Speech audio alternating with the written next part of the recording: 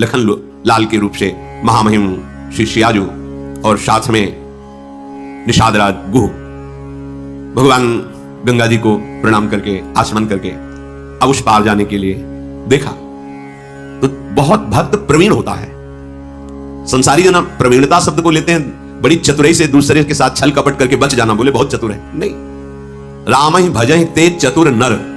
चतुर वो है जो माया के जाल से अपने समय को बचा के और नाम जप कर रहे हैं, वो बड़े चतुर है। माया ने उनको फंसाया और वो उस माया के फांस में अपने चित्त को बचा करके राधा राधा बोल रहे, बोले बहुत चतुर है, बड़ा प्रवीण है केवट। निषादराज गुह अलग है, ये केवट। इसने देखा आज तो ब्रह्मा ने हमें कृतार्थ कर दिया, हमारे भाग्य बड़े कर दिए, और 10 हाथ दूर नाव। प्रभु मुस्कुराए, भाई पार जाना है, नाव नजदीक ले आओ। नहीं महाराज, नाव तो नजदीक नहीं लाएंगे। क्यों? तुम तो कार्य ही करते हो, इस पार से उस पार ले जाना। प्रभु हमने सुना है आपकी चरण रज में बड़ा जादू है। वो एक गौतम ऋषि की पत्नी अहिल्या जी पाषाण बनी थी, आपका चरण छू गया तो स्त्री बन गई। महाराज मुझे डर लग रहा है, एक तो वैसे ही घर में स्त्री लड़का बच्चा, इसी से हमारा परिवार चलता है। अगर मेरी नाव स्त्री बन गई तो और हम कोई व्यापार जानते नहीं, वैसे ही खर्चा पूरा नहीं हो रहा, एक और हो गई तो समस्या आ जाएगी। तरनी मुनि घरनी हो जाई, बाट परे मोरी नाव उड़ाई।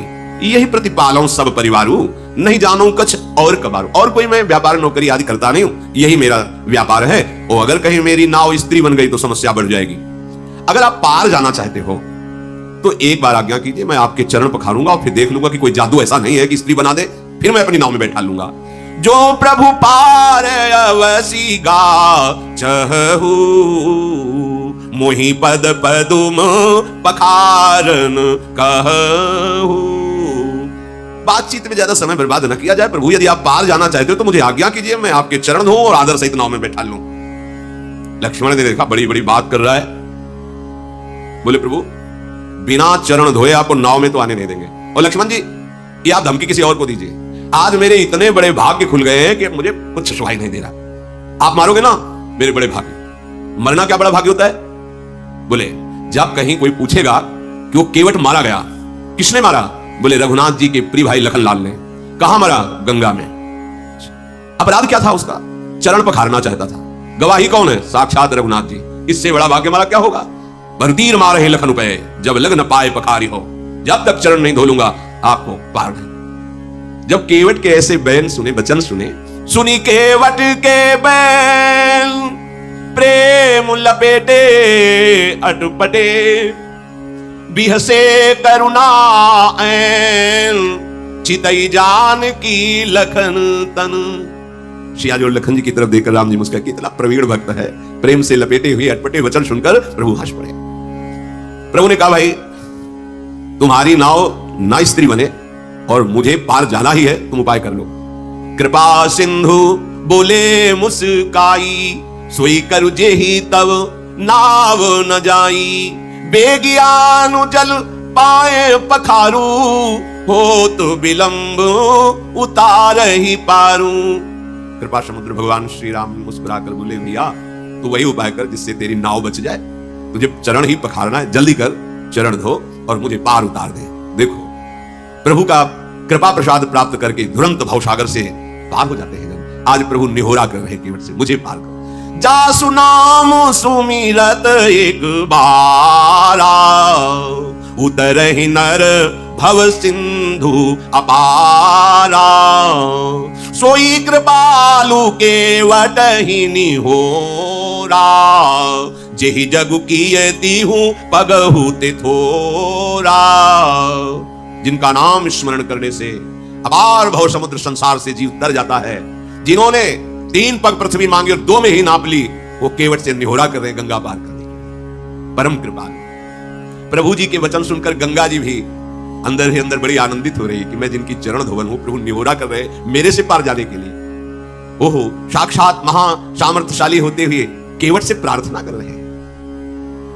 गंगा जी प्रभु के नख कांति को देखकर अपने प्रगट स्थान यहीं से प्रकट हुई, बहुत प्रफुल्लित हो रही है। आज मैं धन्य हो गई गंगा जी के। प्रभु ने कहा शीघ्र करो ना।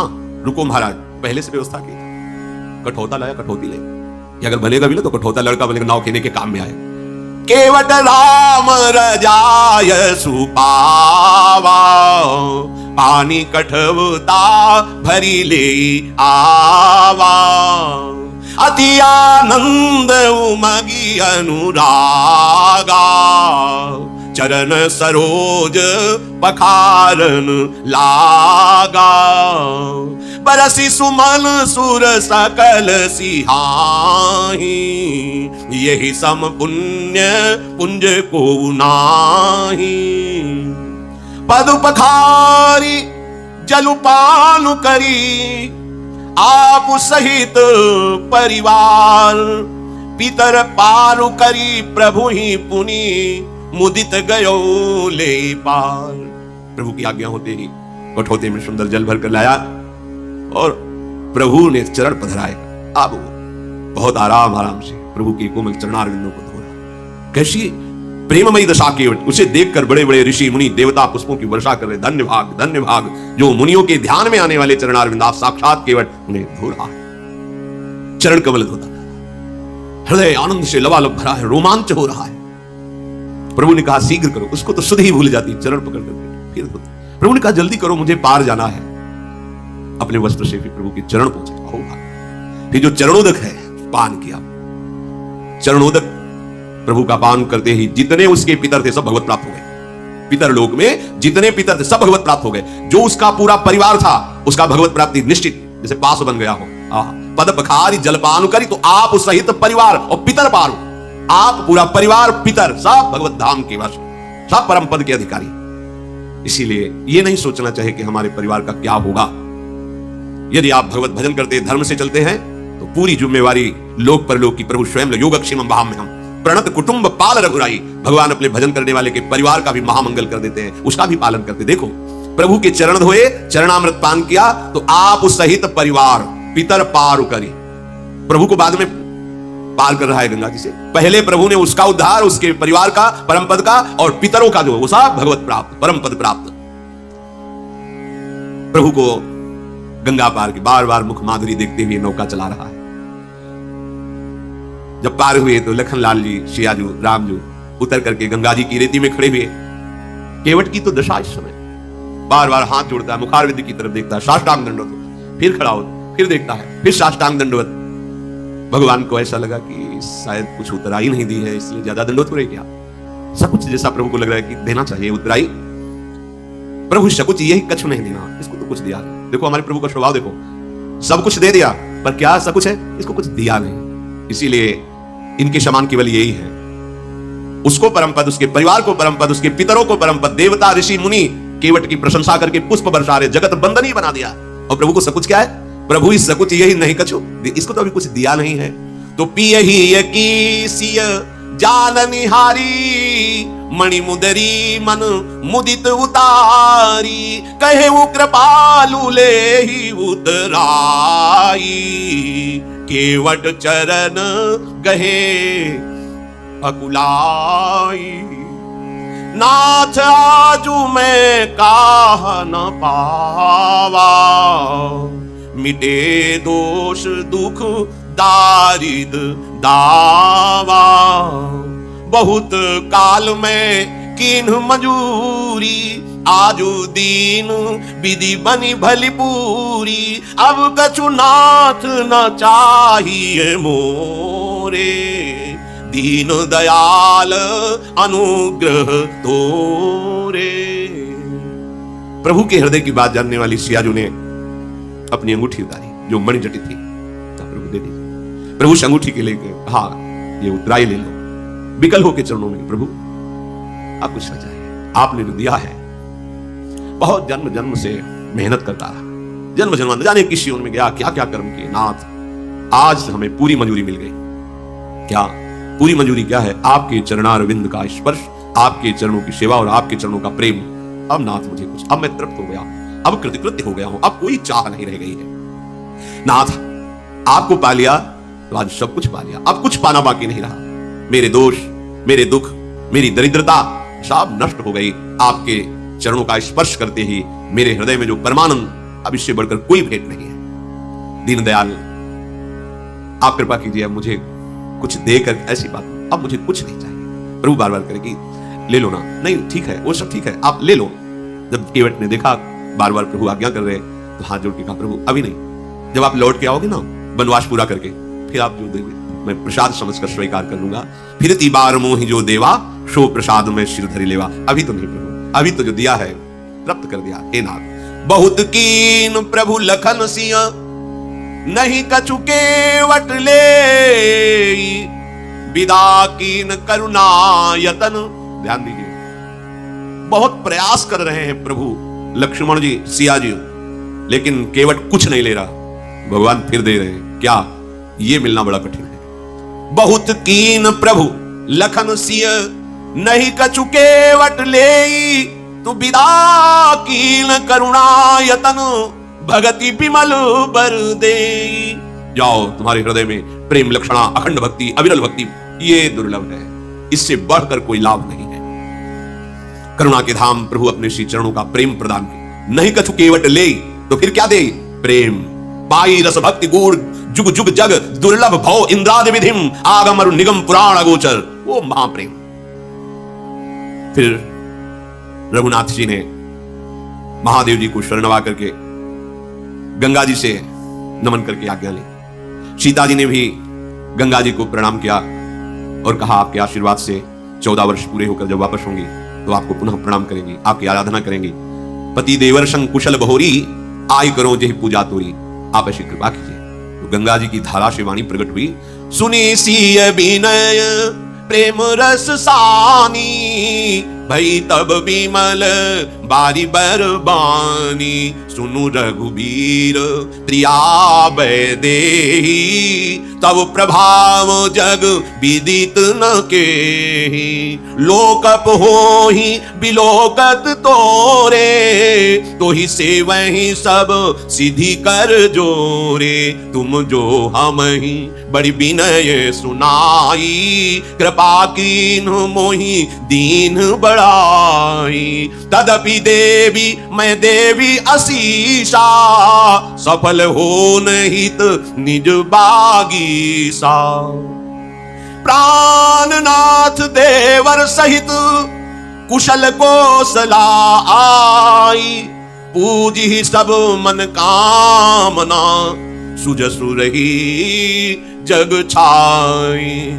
जब सियाजू ने गंगा जी से ऐसी प्रार्थना की तो गंगा की धारा से गंगा जी बोली, वाणी प्रकट हुई। हे श्री राम की प्रिया जानकी, तुम्हारा प्रभाव कौन है जो जानता ना हो। आपके एक इशारे को बड़े बड़े लोकपाल ताकते रहते हैं, समस्त सिद्धियां हाथ जोड़े आपकी सेवा के लिए खड़ी रहती है। फिर आपने मेरी विनय की, ये तो आप मुझ पर कृपा कर रही हैं, मुझे बड़ाई दे रही हैं। अरे हे देवी, मैं आज अपनी वाणी को सफल करने के लिए आपको आशीर्वाद देती हूं। प्राणनाथ भगवान श्री राम, देवर श्री लखनलाल और आप सकुशल अयोध्यापुरी लौटेंगी। तुम्हारी संपूर्ण मनोकामनाएं पूर्ण होंगी और तुम्हारा सुंदर यश जगत भर में छा जाएगा। मंगल के मूल गंगा जी के वचन सुनकर के गंगा जी को अनुकूल देखकर सीता जी बहुत आनंदित हुई। प्रभु श्री रघुनाथ जी ने निषाद राज गुह से कहा, भैया आपकी सेवा बहुत हुई, पिताजी ने हमें जो वनवास का आदेश किया है आप साथ मत चलिए, आप वापस जाइए। निषाद राज गुह का तो मुख सूख गया, हृदय में भारी जलन हुई, चरणों में गिर पड़ा और कहा प्रभु मेरी विनय सुनिए, कुछ दिन आपके साथ रह लूं। आपको पता नहीं है कौन मार्ग कहां कैसे, मुझे पता है। मैं आपको मार्ग दिखाऊंगा, जहां आप रुकेंगे सुंदर पर्णकुटी की रचना करूंगा और प्रभु कंदमूल फलों की मुझे पहचान है, मैं लाके आपकी सेवा में। प्रभु मैं अभी तो नहीं जा सकता, अगर अभी आप कहेंगे तो जीवित रहना असंभव है। प्रभु ने निषाद राज गुह की ओर देखा कि प्रेम विकल है। प्रभु ने कहा तो ठीक है चलो कुछ दिन हमारे साथ चलो। बड़ा प्रसन्न, एक क्षण भी भगवान का साथ मिल गया, धन्य अहोभाग्य हो गया। फिर सेवा, फिर कई दिन सानिध्य और फिर निरंतर सानिध्य। तो ये उपासना निरंतर सानिध्य प्रदान करती है। छिन छिन विहरत संग, छिन छिन निरखत प्रेम भरी, छिन जस कहता भंग, यह जो कृपा हरिवंश की। प्रियालाल प्रतिपल साथ रहते हैं, कभी बिछुड़ना नहीं, आनंद ही आनंद। ये सब बिछुड़ने वाला देश है, शरीर बिछुड़ेगा, प्रिय मित्र बिछुड़ेगा, सब सगे संबंधी बिछुड़े, आप अकेले होंगे। अगर उपासना परिपक्व कर लो तो प्रियालाल के समीप अनंत काल तक के लिए, जहां प्रलय की पवन का भी प्रवेश नहीं, दिव्य चिदानंद वृंदावन। प्रभु श्री राम महादेव जी को नमस्कार करके निषाद राज लखन जी और सियाजू के सहित आगे बढ़े। उस दिन सुंदर एक पेड़ के नीचे निवास हुआ। सखा गुह ने सुंदर विश्राम की व्यवस्था की, वही विश्राम की व्यवस्था, कुछ घास लगा के ऊपर कोमल पत्ते बिछाना। फिर प्रातःकालीन प्रभु ने दिनचर्या की, आगे बढ़े तो तीर्थराज प्रयाग के दर्शन दूर से दिखाई दिया। ये बड़ा महामहिम राजा है तीर्थराज प्रयाग। प्रयागराज का मंत्री है सत्य, प्रयागराज की प्यारी स्त्री है श्रद्धा, और बेणी माधव जी हितकारी मित्र हैं। धर्म अर्थ काम मोक्ष से प्रयागराज का भंडार भरा रहता है, जो चाहिए वो प्रदान करने में समर्थ है। धर्म अर्थ काम मोक्ष, और वो पुण्य प्रांत, वो सुंदर राजा का राज्य है प्रयागराज।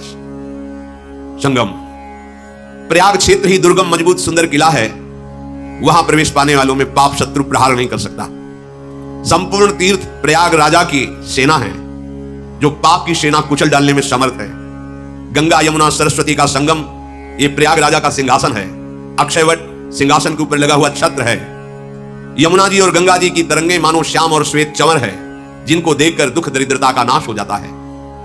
प्रयागराज का सेवन करने से सारे मनोरथ पूर्ण होते हैं। वेद पुराण शास्त्र बंदीजन की तरह तीर्थराज प्रयाग का यश गाते रहते हैं। प्रभु श्री राम दर्शन करा, देखो लक्ष्मण सिया, ये तीर्थराज प्रयाग है। श्रीमुख से सियाजू लक्ष्मण जो सखागु को तीर्थराज प्रयाग के विषय में प्रभु बता रहे हैं। फिर त्रिवेणी जी में आकर के दर्शन किया, समस्त मंगलों को प्रदान करने वाली त्रिवेणी जी हैं।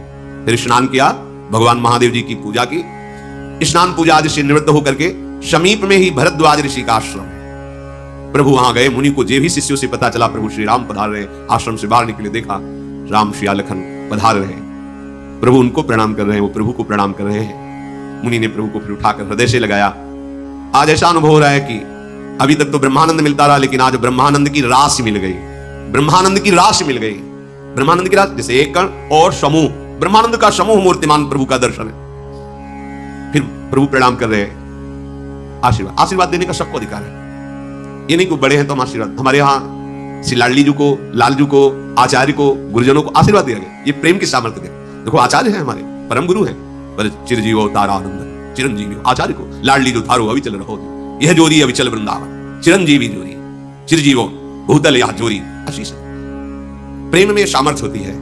सामर्थ्य ये केवल प्रेम में है, नहीं तो हमको आशीर्वाद कहते हैं, हम तो इनके चरण आश्रित हैं। हाँ, उन्हीं के चरण आश्रय के बल से उनको आशीर्वाद देते हैं। ऐसा ही भरद्वाज जी ने किया। प्रभु प्रणाम मुद्रा में दीन आशीष मुनि सौर अति आनंद वस जानी, लोचन गोचर सुकृत फल मनोहु किए विधियान। प्रभु को आशीर्वाद देते हुए मन में ऐसे प्रफुल्लित हो रहे, और आज लगा कि हमारी साधना तपस्या सुकृतों का सारा फल मूर्तिमान होकर सियाराम जी के रूप में सामने विराजमान है। परस्पर कुशल प्रश्न हुए, फिर आसन दिया, प्रेम सहित प्रभु का पूजन किया। प्रभु विराजमान है। अच्छे अच्छे अमृत के समान कंदमूल फल पहले ही ब्रह्मचारी जन ले आए, वो प्रभु को अर्पित किए। प्रभु ने उन फल को सखा जो निषाद राजगुह उनको दिया। फिर सिया लक्ष्मण सहित प्रभु स्वयं फल पाए और बहुत सुख का अनुभव कर रहे हैं। हाथ जोड़े हुए भरद्वाज जी कहते, आजो सुफल तप तीरथ त्यागू, आजो सुफल जप जोग विरागू। आज मेरा तपस्या, तीर्थ स्नान, त्याग, जप, योग, वैराग्य आज सफल हो। क्यों? क्योंकि आपका साक्षात्कार हुआ। सब साधना का फल क्या है? प्रभु का साक्षात्कार हो जाना। लाभ अवधि सुख अवधि न दूजी, तुम्हारे दरस आस सब। इससे बड़ा कोई लाभ नहीं, इससे बड़ा कोई सुख नहीं। क्या? अपने नेत्र प्रभु को देख पाएंगे, यह संभव नहीं है। ये मलिनता ऐसा अंदर कमजोरी पैदा करे, हम कहां प्रभु को देख पाएंगे? नहीं नहीं, हम कोई और जाति के नहीं हैं, हम कोई और किसी के नहीं हैं।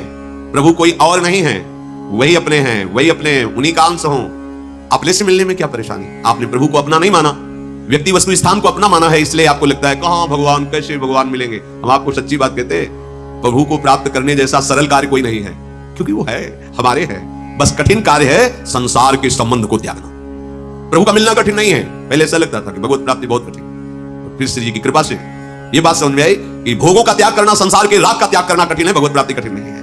इसीलिए कठिन शब्द लगा देते हैं कि इधर हम छोड़ नहीं पाते, उनको अपना नहीं कह पाते। अगर उनको अपनापन दे दीजिए तो आपको खुद बताना नहीं पड़ेगा, वो आपके मानस पटल पर, आपके हृदय सिंहासन पर खेलते नजर आएंगे। वो हैं, यही हैं, अभी हैं, इसी समय हैं। पर हमारी चाह नहीं है, हमारा कोई अपना है, हमारा कोई बल है, कोई और आस है, कहीं और विश्वास है। इसलिए हृदय में बैठे हुए भी मुनि की तरह शांत है। नहीं, अभी लीला बिहारी की लीला प्रकाशित हो जाए यदि उनके सिवा कोई आपके जीवन का अस्तित्व ना हो। जब तक कर्म वचन मन से छल छोड़कर मनुष्य आपका दास नहीं हो जाता, तब तक करोड़ों उपाय करे वो आपको नहीं देख पाएगा। वो स्वप्न में भी ये सुख प्राप्त नहीं कर पाएगा। करम बचन मन छाड़ी चलू, जब लगी जनू न तुम्हार, तब लगी सुख सपन्यों नहीं, किए कोटि उपचार। करोड़ों उपाय कर लो, यदि भजन नहीं करते, धर्म से नहीं चलते, भगवान का आश्रय नहीं लिए, तो सुखी नहीं हो सकते। देख लेना, जब मन वचन कर्म से एकमात्र प्रभु को अपना स्वामी मान लिया जाता है, अपना जीवन जीवन नाथ के हाथ समर्पित कर दिया जाता है, इतना काफी भगवत प्राप्ति के लिए। पर इतने नहीं कर पाते। मन किसी को दिए हैं, वचन किसी को दिए हैं, तन अहंकार ऐसा जाल बुने हुए है अहंता ममता का, क्यों लगता है भगवान कोई दूसरे हैं। भगवान कृपा करे तो हम जो अपना माने हैं वो सब सजा रहे और सुख मिलता रहे। भ्रम बड़ा विचित्र बैठ गया, जो अपने वो पराये लग रहे हैं, जो है ही नहीं वो अपने लग रहे हैं, है ही नहीं। तुम्हें लग रहा होगा तुम अपनी पत्नी को जानते हो कौन है, या तुम अपने पति को जानते हो, अपने पुत्र को जानते हो कौन है, कुछ पता नहीं। बस माने हो मेरा पुत्र। आपने पांच भौतिक शरीर का परिचय प्राप्त किया कि उस महान सामर्थ्यशाली भगवद अंश का परिचय प्राप्त किया, दोनों को नहीं जानते हो। अगर जानते होते तो भ्रम नष्ट हो जाता। बे अनजाने में अपना माने हुए हो, और जानो या ना जानो, मानो या ना मानो, प्रभु तो तुम्हारे थे, हैं, रहेंगे। बस ये बात समझ में आ जाए तो निहाल हो जाओ, क्योंकि वही सबके हृदय में बैठे तुम्हें प्यार कर रहे हैं, पत्नी के रूप में, पति के रूप में, पुत्र के रूप में। जब उनसे तुम विमुख होकर व्यवहार करते हो तो वही तुम्हें जलाते हैं। तुम्हारी विपरीत आचरणों का फल तुम्हें क्लेश देता है, अशांति देता है। सन्मुख हो जाओ प्रभु के, तो यही परिवार भगवत प्राप्ति का सहायक साधन बन जाएगा।